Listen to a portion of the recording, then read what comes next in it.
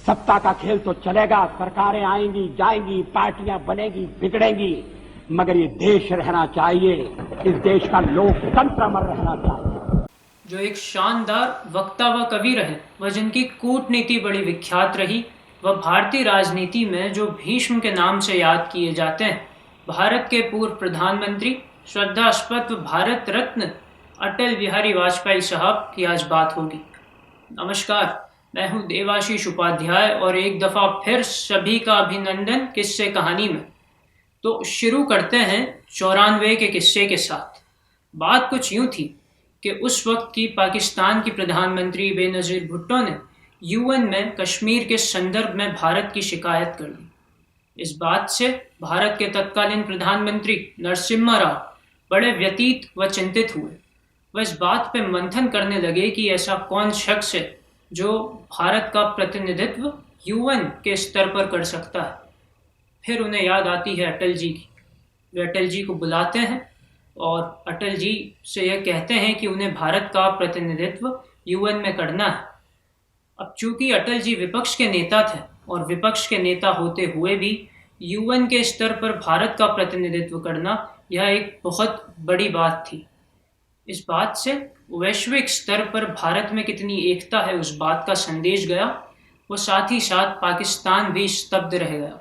कुछ ऐसा व्यक्तित्व था अटल जी का।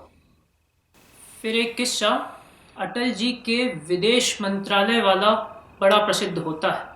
बात कुछ यूं थी कि जब अटल जी नए नए विदेश मंत्री बने, उस वक्त उनके दफ्तर में एक पंडित नेहरू की बहुत अच्छी तस्वीर लगा हुआ करती थी, पर जब वे विदेश मंत्री बने तब उस तस्वीर को वहाँ से हटा दिया गया। इस बात से अटल जी इतने क्रोधित हुए कि उन्होंने उसी वक्त वो तस्वीर वहाँ पर वापस लगाने का आदेश दिया। यह बताता है कि अटल जी के व्यक्तित्व में कितनी मनोहरता थी। खैर, 1997 में पंडित नेहरू ने एक दफ़ा कहा था कि अटल जी एक बार प्रधानमंत्री ज़रूर बनेंगे, और ये बात सच भी हुई, यह भविष्यवाणी सही भी साबित हुई।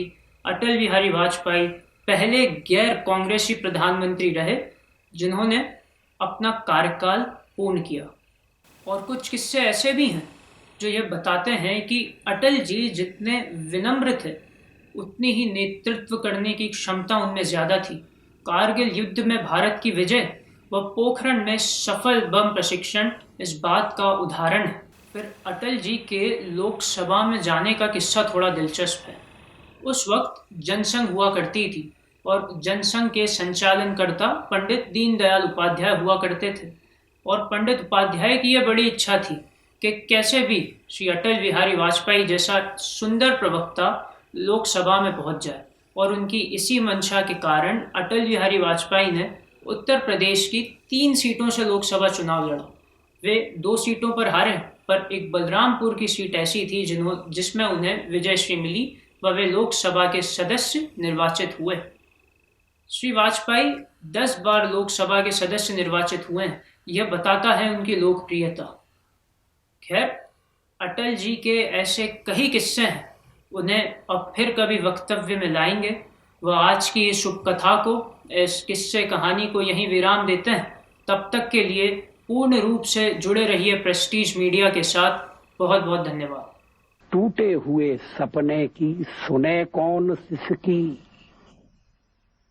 टूटे हुए सपने की सुने कौन सिसकी, अंतर को चीर व्यथा पलकों पर ठिठकी, हार नहीं